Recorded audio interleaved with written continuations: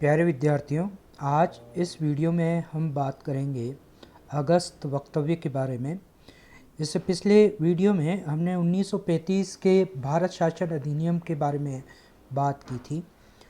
1935 का जो भारत शासन अधिनियम आया, उसके अधीन 1937 में भारत में आम चुनाव हुए और इन आम चुनावों के बाद हम सब जानते हैं कि द्वितीय विश्व युद्ध आरंभ हो गया। और जब दूसरा विश्व युद्ध आरंभ हुआ तो आरंभ में जो मित्र राष्ट्रों की सेनाएं थी वो हार रही थी। युद्ध की ये जो स्थिति थी, उस स्थिति में कई भारतीय नेताओं को ये लगने लगा कि ये एक उपयुक्त अवसर है जब हम ब्रिटिश शासन से अपनी आज़ादी की मांग कर सकते हैं, क्योंकि यह वह वक्त है जब उन्हें ज़रूरत है हमारी और हमारे देशवासियों के सहयोग की ज़रूरत है। और इसके साथ साथ ही जब वे घिरे हुए हैं युद्ध से, तो ऐसे में हम अपनी आज़ादी की मांग अगर उनसे करेंगे तो वे हमें आज़ाद करेंगे। और ऐसा हुआ भी। जैसा मैंने कहा कि युद्ध के आरंभिक दौर में जब मित्र राष्ट्र की सेनाएं, जिसमें ब्रिटेन शामिल था, जब वह पस्त होने लगी तो उन्हें अपने उपनिवेशों की जनता से सहयोग की आवश्यकता हुई। और इस रूप में उन्हें कहीं ना कहीं अब ये लगने लगा कि हमें अपने उपनिवेशों को अगर साथ में लेना है तो उनकी आज़ादी की ओर या उनकी मांगों की ओर हमें और उदार रवैया अपनाना होगा। और इसकी परिणति ये थी कि 1940 में वायसराय के द्वारा अगस्त डिक्लेरेशन किया गया। 8 अगस्त 1940 को भारत के वायसराय ने एक डिक्लेरेशन या एक घोषणा की, जिसे अगस्त वक्तव्य के नाम से जाना जाता है। इस अगस्त वक्तव्य की पहली महत्वपूर्ण बात ये थी कि ये कहा गया अगस्त डिक्लेरेशन में कि भारत के लिए संविधान तैयार करना प्राथमिकतः स्वयं भारतीयों की जिम्मेदारी होगी और युद्ध समाप्ति के बाद संविधान सभा का निर्माण होगा। यानी अंग्रेज या अंग्रेजी शासन जो था वह अब इस बात के लिए तैयार हो गया कि भारतीयों को का जो शासन है वह भारतीयों के स्वयं के द्वारा निर्मित किए गए संविधान के अनुसार शासित होगा। और इसके लिए स्वयं भारतीय जो है वह अपने संविधान का निर्माण करेंगे। युद्ध के बाद भारतीयों के द्वारा अपना संविधान निर्माण करने के लिए एक संविधान सभा बनाई जाएगी। और ये जो संविधान सभा जो संविधान बनाएगी, उसके अनुरूप ही भारत का शासन भविष्य में संचालित होगा। दूसरी बात अगस्त डिक्लेरेशन में ये की गई कि जो सत्ता का हस्तांतरण है, यानी देश को आज़ाद करने के बाद जो सत्ता का हस्तांतरण है, वो केवल उसी को दिया जाएगा जो अल्पसंख्यकों की रक्षा करेगी, या जो राजनीतिक समूह इस बात की गारंटी देगा कि वह भारत में अल्पसंख्यकों की रक्षा करेगा, केवल उसे ही सत्ता का हस्तांतरण किया जाएगा। तीसरी महत्वपूर्ण बात इस एक्ट की, इस डिक्लेरेशन की ये थी कि गवर्नर जनरल या जो वायसराय है उसकी कार्यकारिणी में और अधिक भारतीयों को नियुक्त किया जाएगा। जब तक युद्ध चल रहा है तब तक युद्ध के समय के लिए एक युद्ध सलाहकार समिति का गठन किया जाएगा, जिसमें विभिन्न दलों और देशी रियासतों के प्रतिनिधि सम्मिलित होंगे। तो ये अगस्त डिक्लेरेशन था जो 1940 में आया। उसके बाद आज़ादी की मांग और तेज़ होने लगी और अब ये प्रश्न उठने लगा कि किस रूप में भारत को आज़ाद किया जाना है, और आज़ाद किए जाने के बाद जो ब्रिटिशर्स हैं वह किस रूप में सत्ता सौंपेंगे, सत्ता किसको सौंपी जाएगी, और आज़ाद होने के बाद भारत का शासन किन नियमों, किस संविधान के अंतर्गत संचालित होगा, उस संविधान का निर्माण कौन करेगा, किसके द्वारा वो संविधान बनाया जाएगा। अगर वह संविधान सभा के द्वारा बनाया जाएगा तो वह संविधान सभा का रूप क्या होगा। ये सारे प्रश्न थे जिन पर अब विचार विमर्श होने लगा, और इन्हीं बातों पर विचार विमर्श करने के लिए भारत के जो अलग अलग राजनीतिक समूह थे, जिसमें सबसे बड़ा समूह जो कांग्रेस का था, कांग्रेस के अलावा मुस्लिम लीग थी, और मुस्लिम लीग के अतिरिक्त दलित जो समूह थे, अन्य जो अल्पसंख्यक समूह थे, तो इन सारे राजनीतिक समूहों से विचार विमर्श करने की एक प्रक्रिया द्वितीय विश्व युद्ध के इस काल के दौरान शुरू होती है। 1942 में ब्रिटिश मंत्रिमंडल के एक सदस्य थे स्टेफोर्ड क्रिप्स, उनकी अध्यक्षता में एक मिशन भारत आया जिसको क्रिप्स मिशन कहा जाता है। 22 मार्च 1942 को ये भारत आया, और इसने जो सिफारिशें प्रस्तुत की उसको हम क्रिप्स प्रस्ताव कहते हैं। इन क्रिप्स प्रस्तावों में जो मुख्य बातें आई या जो बातें कही गई, उनमें पहली बात ये थी कि इस क्रिप्स मिशन के द्वारा भारत को औपनिवेशिक स्वराज सौंपने की बात हुई, औपनिवेशिक स्वशासन देने की बात हुई, जिसकी बात नेहरू रिपोर्ट में भी की गई थी। और मैंने आपको समझाया था, एक बार पुनः मैं आपको ये समझाता हूँ कि औपनिवेशिक स्वराज का मतलब ये है कि भारत के भीतर तो भारतीयों का शासन होगा, सरकार भारतीयों की होगी, उस सरकार का संचालन भारतीयों के द्वारा किया जाएगा, लेकिन अंतिम रूप से यह सरकार संप्रभु नहीं होगी। इस सरकार के ऊपर अंतिम जो नियंत्रण है वो ब्रिटिश सम्राट का होगा, ब्रिटिश शासन का होगा, अर्थात भारत ब्रिटेन का उपनिवेश बना रहेगा, लेकिन सरकार ब्रिटेन की या अंग्रेजों की ना होकर के भारत में सरकार भारतीयों के द्वारा संचालित होगी। ये औपनिवेशिक स्वराज था।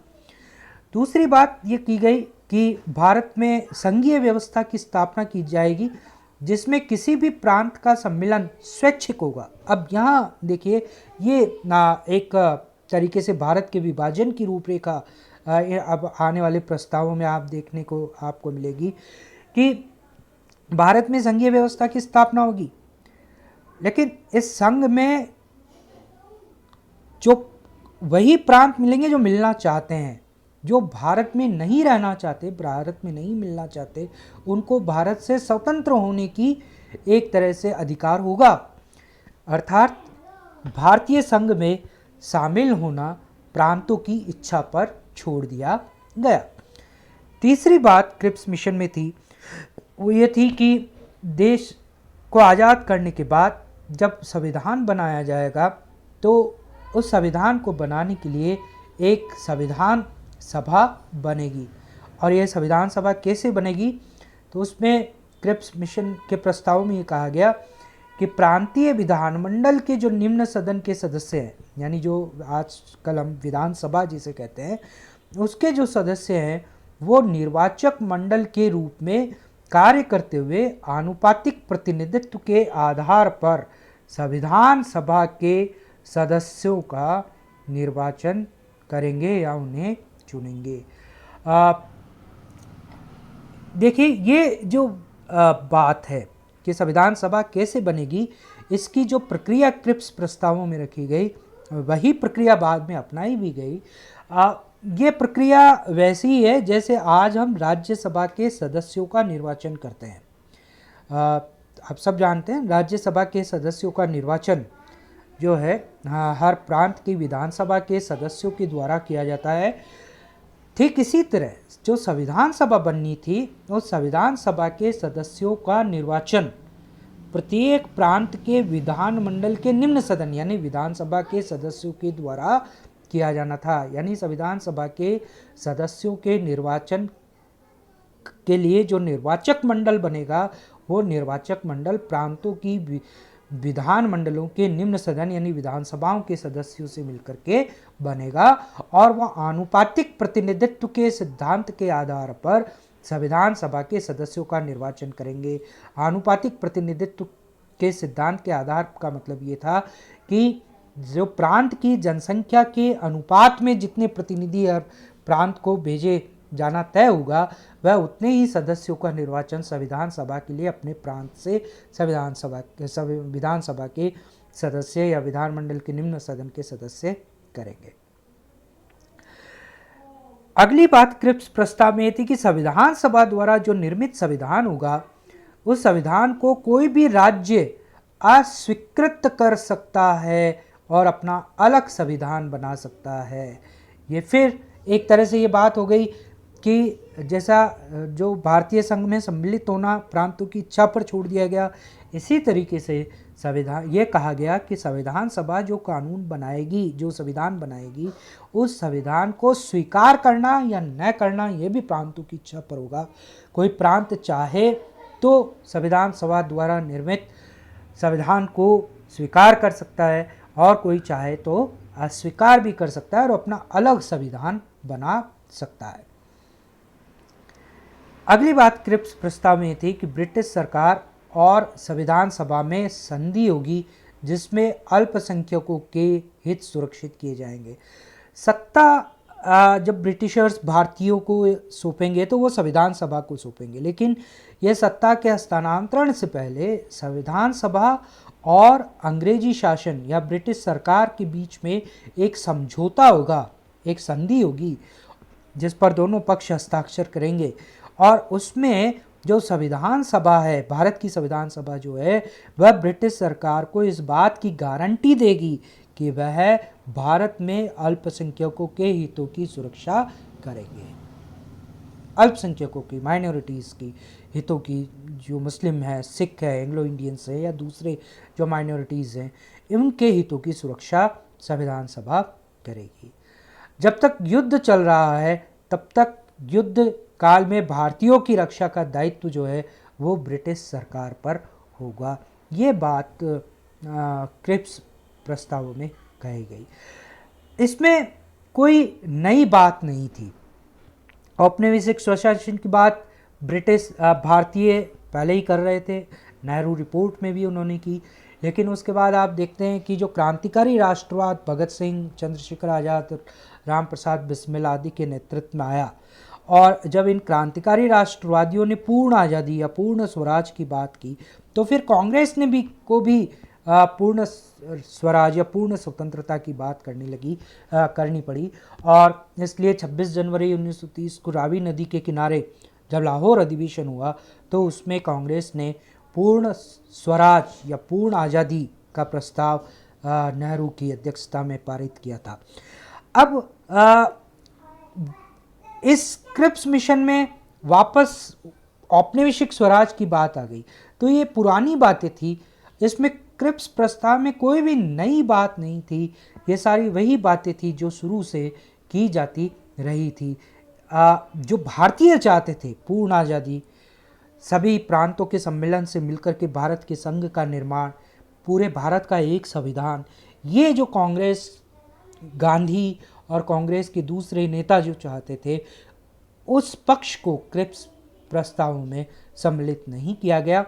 इसलिए महात्मा गांधी ने और समस्त कांग्रेस ने और मुस्लिम लीग ने भी, भारत के हर प्रत्येक राजनीतिक वर्ग ने क्रिप्स प्रस्तावों को लगभग अस्वीकार कर दिया।